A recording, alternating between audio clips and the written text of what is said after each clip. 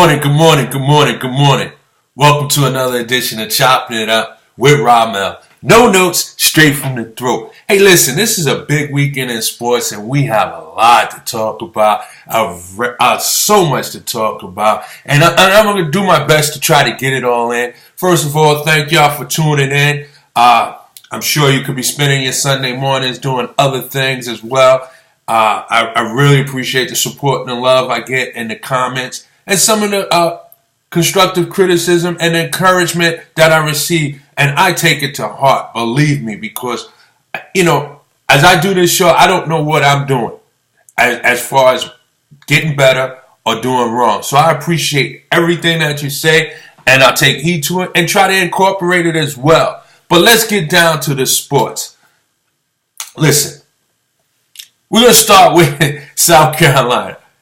Apparently, midnight has struck. 12 o'clock has come. The gown is turned into the rags. The horse and carriage turned into the pumpkin. And the glass shoe turned into a house slipper. As South Carolina was derailed by Gonzaga. What a game it was. Good morning to you, cuz. What a game it was. South Carolina, Gonzaga, who's pretty much has been one of the best teams in the nation all year long, who only had one loss, found a way to hold off that late surge by South Carolina and just hold on to a win. It was a 2-point win, 77-73 it was. What a game it was. Sedarius Thornwell, my guy, he struggled a little bit. He was 4 for 12. He did give a valiant effort. It was 15 points by him. Dozier came up pretty big with 17 points. But Silva, he crashed the boards. He had 13 points, 13 rebounds. But what can you say about Gonzaga? William Goss, he was huge, 23 points, 6 assists. Zach Collins, he might have been a player of the game. 14 points, 13 rebounds, and 6 blocked shots. Just a tremendous effort by Gonzaga to hold off South Carolina. I was rooting for the Gamecocks. I was looking for history between the Lady Gamecocks and the men to both represent the championship. It did not happen on the men's side. I was watching the coach after the game, and I'm going to tell you something. I was talking to my wife. The one beauty about college basketball, whether it's from the players or the coach, when they lose at this time of the year, they show their emotion. These guys, they don't talk about rest. These guys come out there, they take every game like it's an interview. They play with passion. They play as they were kids. No money on the line. Maybe money at stake if you can position yourself to play on the next level. But what I love about it, even the coach had tears after the game. He couldn't talk at his press conference. Yeah, we can look at him and say, yeah, man up. But, at the end of the day, as I was telling my wife, for some of these guys that come to these programs, we don't all know their situation. Not all of them come from a healthy home. A lot of these guys come from situations where there's no dads. And sometimes, especially when they're there 3 or 4 years and maybe during the 1-year recruit, their college coaches become father figures. And for some of these college coaches, some of them don't have sons either, so they take a liking to these players. And you know what? As a sports fan, I like to see the passion before and after the game. I like the emotions that are displayed because these guys played their heart, played with heart, they played their tail off, and they wanted it. And like I said, these athletes, they go out there, they ain't talking about rest. These guys don't talk about rest. For 3 weekends in a row, they're playing 2 games in 4 nights. They're not talking about rest. They're just giving it their all. Whether it's an interview or just the love of the game. And you like to see that. And I agree with you, Emery. Yeah, Gonzaga's bigs just was big. They came up big, as I said. Zach Collins, 13 rebounds, 6 blocked shots. I mean, that's huge. And just huge. So, very, very, very outstanding. And then I'm going to have trouble pronouncing his name. He reminds me of Mark Eaton. I think it's Kanowski. Well, what a load that guy is down there. He's like an athletic Mark Eaton. For those who don't remember Mark Eaton, he was the big 7-footer that played alongside of Karl Malone in Utah Jazz. He looked like a lumberjack type guy. He just looked like he could knock over a tree if he just punched it. Yeah, big dude.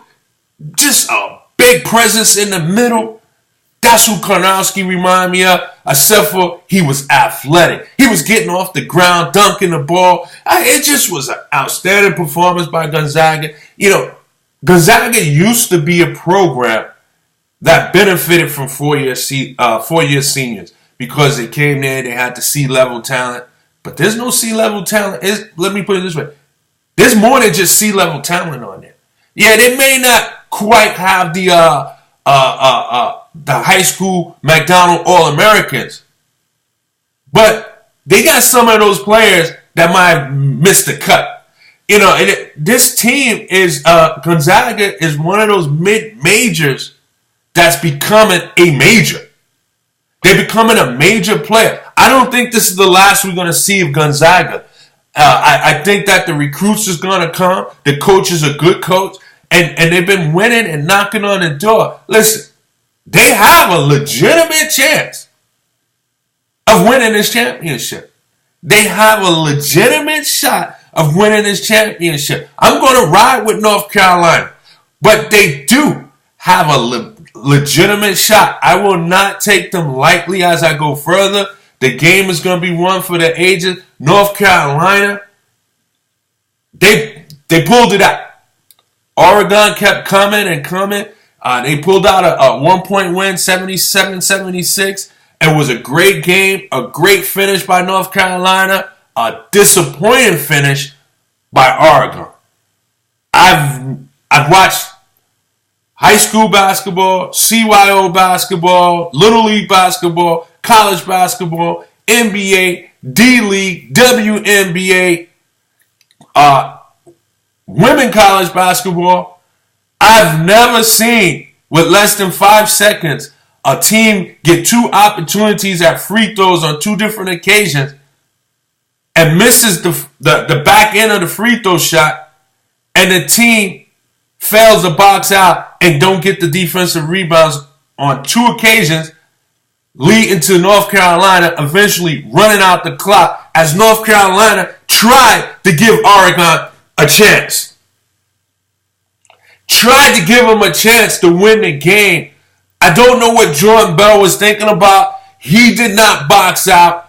And here's the thing. I listened to the announcer say, I think it was Clark Kellogg. He said the easiest offensive rebound to get is a free throw because guys simply don't box out. His point was well taken because this guy simply didn't box out. But here's the bigger problem. Kennedy Meeks was a monster for North Carolina on the boards all game. Why wouldn't you want to put a body on him? If it was just the 12th man that's 7 feet tall and 240, 50 pounds or whoever he might be, you should have brought him in for that moment just to put a little extra security around Kennedy Meeks because he was a monster under the board. Me personally, I don't think Kennedy Meeks have a shot in the NBA, but the way he played last night, he looked like Tristan Thompson for the Cleveland Cavaliers. He just was a monster around the boards. You don't call his number, but when he got the ball in the paint, he knew what to do. He wouldn't take a shot he couldn't make. And he just had a presence or a nose for the ball as it went up. And he was the reason why North Carolina won this game. Not to mention he secured one of the rebounds off the missed free throw, although he missed the free throw. But it was just an outstanding performance by Kennedy Meeks. If he had some value going into the NBA draft after last night's game, it increased. But an outstanding performance by Kennedy Meeks, and Jordan Bell on 2 occasions doesn't box out, and especially him. I don't understand that. And as North Carolina, like I said, they held off Oregon. They tried to make a game of it out, towards the end. And here's the thing about Jordan Bell. I think he was playing with some bad wheels. But he did manage to have 16 rebounds. So he was a presence in the paint, but just not at the right time. I mean, these are free throws. You got to look to secure the ball. You don't have a timeout. You got to grab the ball. You got to push it up the court. And not once, but twice, you allow them to get the offensive rebound on the back end of a free throw.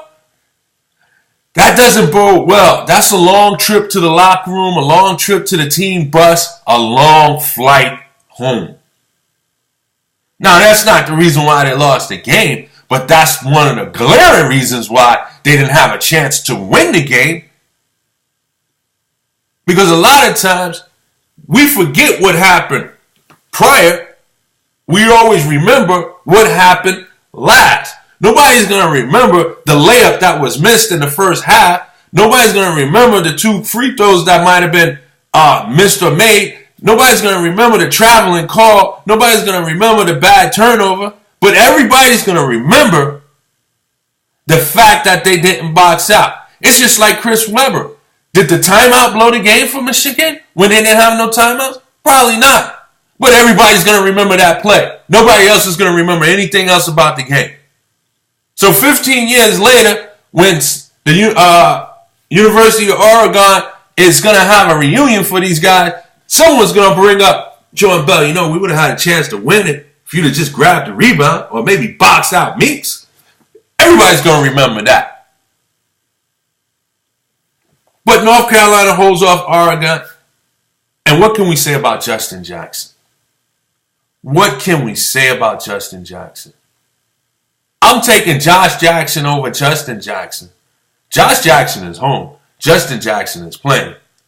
But what can I say? He came down in one stretch and back-to-back threes. He hit one in the corner. I thought he was Klay Thompson for a minute. I mean, this guy here, I'm not the biggest fan of Justin Jackson. I'm not sure how he's going to correlate in the pros. He looks like one of those tweener guys. Is he a small forward? Is he a power forward? You know, I don't know if he has the athleticism as an Aaron Gordon who plays for the Magic, but he kind of reminds me of him. Maybe on the right team he can click. Maybe on the right team he could be a part of somebody's rotation. But right now in college, he's playing very well and very well for North Carolina. Between him and Meeks, they could be a handful. And I'm going to tell you something. Meeks has had big games in this tournament as far as rebounding and being active on the board. And they're going to need him to be active when they play Gonzaga. Because Gonzaga, between Collins and Kornowski, Meeks is going to have to play strong. I tell you what, if that was Gonzaga, Meeks is not getting that offensive rebound off that missed free throw. I don't think so. Because they're putting a body on you. So this is going to be a good game. I think Gonzaga and North Carolina is going to match up pretty well. North Carolina's got to be concerned about Joe Berry II. How's his ankles holding up? Because the Gonzaga guards is nothing to play with. They're going to have to come to play. And this should be a good game. As I said, should be a fun game to watch. It starts tomorrow night at 9:20. It should be a great game to watch. And I'm going with North Carolina. I'm going with the Tar Heels. I think that the Tar Heels, shout out to my guy Roderick. He's been telling me North Carolina. I did not see it coming. I really didn't. But now that they're here, I don't see them being denied. They was there last year. They lost to Villanova. I don't see them losing again. Roy Williams is one heck of a coach. I think he gets the job done this tomorrow night for the North Carolina Tar Heels. But it's going to be a tough one. I got a call on the line. Hello? Yes, who's on the line? I think you and she's going to win the conference. Is this my daughter, Saisha? Of course. Oh, okay. So you think North Carolina is going to win it? Yes. Oh, why? Because you like the colors of the uniform? What did you say? Because you like the color of their uniforms? Why do you pick North Carolina? Totally. And they put a really last night.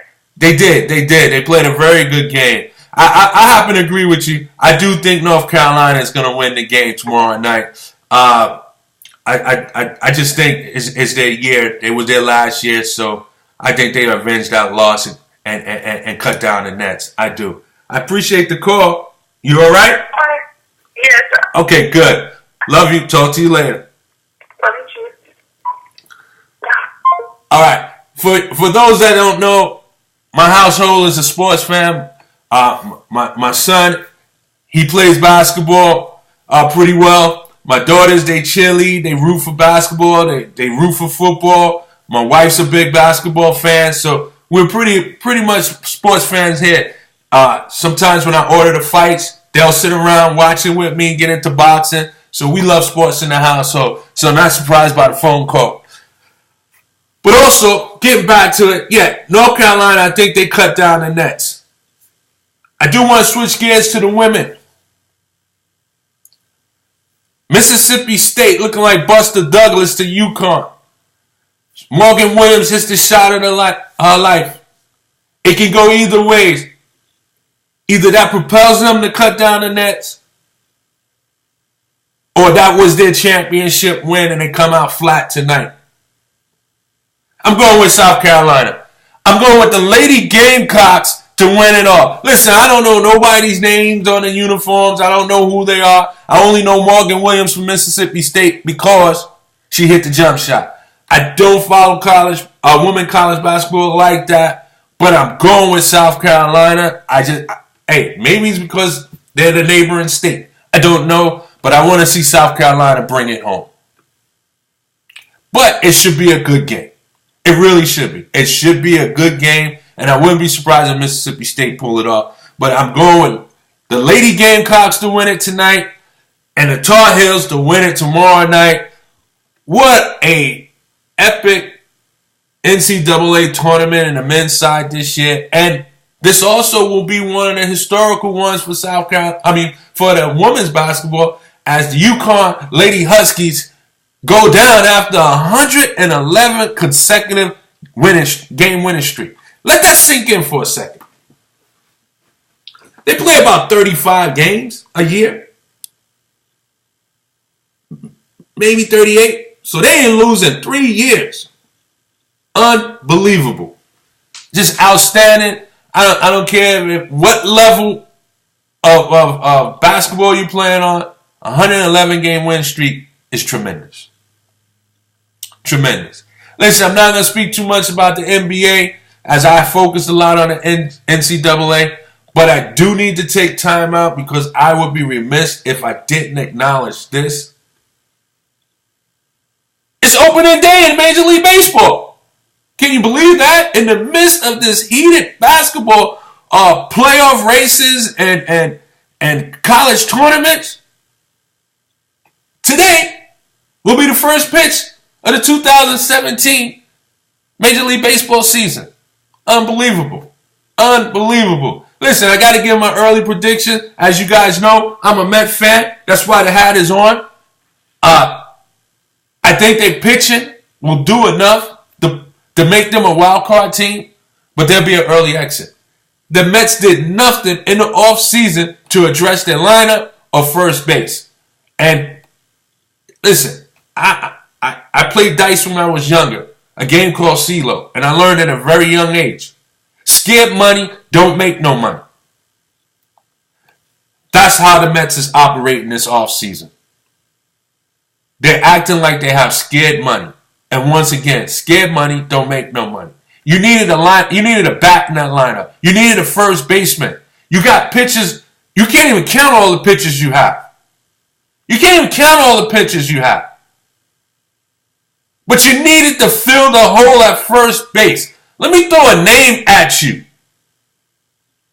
James Loney was the first baseman for the majority of the year last year for the New York Mets and did an admirable job. But when you had to dig deep or search for a player to fill in at first base of James Loney, that tells you need a first baseman. Lucas Duda is done. You need a first baseman. Now, if you can tell me Jay Bruce or Conforto can play first base, I'll buy that. And if you think they can do a good job, I'm with that. But we need a first baseman. David Wright, done. Take his glove away, sit him on a bench in the dugout with a coach's title. I'm a David Wright fan. He's one of the best position players that we ever drafted coming out Mets tenure of history behind maybe Darryl Strawberry. Because the Mets don't draft position players. There's not a position player that the Mets drafted that's going to the Hall of Fame or has gone to the Hall of Fame. Only pitchers they've drafted had opportunities to go to the Hall of Fame. They don't do well drafting position players. Besides Darryl Strawberry, David Wright might be the next best thing.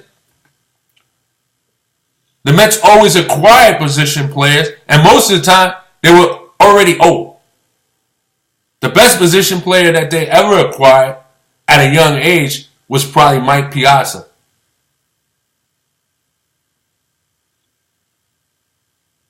They acquired Keith Hernandez after some scandals in St. Louis. That's the only way they got him. Gary Carter, he was pretty much off injured, and they were able to acquire him. But for the most part, Piazza was the youngest and the best acquisition of a position player that they acquired. They got George Foster way after his prime.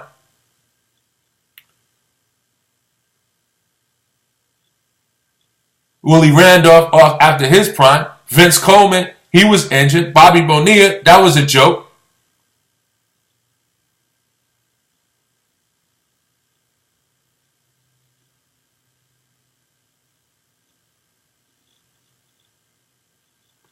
Benji, how you doing?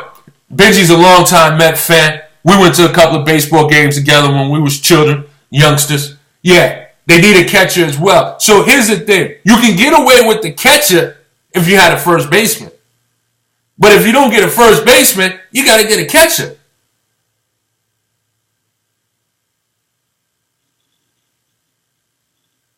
So I don't know where the Mets is going with this lineup. But the pitchers will keep them intact and keep them in games. But in the National League, the division winners, I like Chicago, I like Washington, and I like the Dodgers. For the wild card, I like the Mets and I like the Giants. I like the Mets and the Giants as the wild card. In the American League, I like the Red Sox, I like Cleveland, and I like Houston as division winners. And I'm going with Toronto and Texas as the wild card. Representing the World Series, I think we're going to have a repeat from last year. I really do. I think Cleveland and Chicago is going to repeat, and I like Chicago to win it again. Chicago will have enough pitching to keep them in the games. But they got a hitter's lineup. It's going to be tough to beat them. It really is. I just think that no one has enough pitching to shut them down and then turn around and have enough hitting to out-hit them.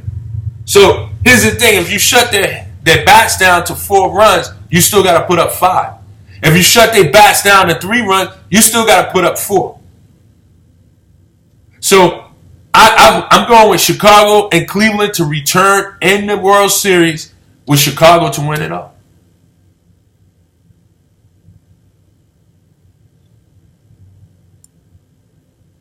Well, that's going to do it for my show today. I appreciate you all tuning in, those who stopped by and viewed.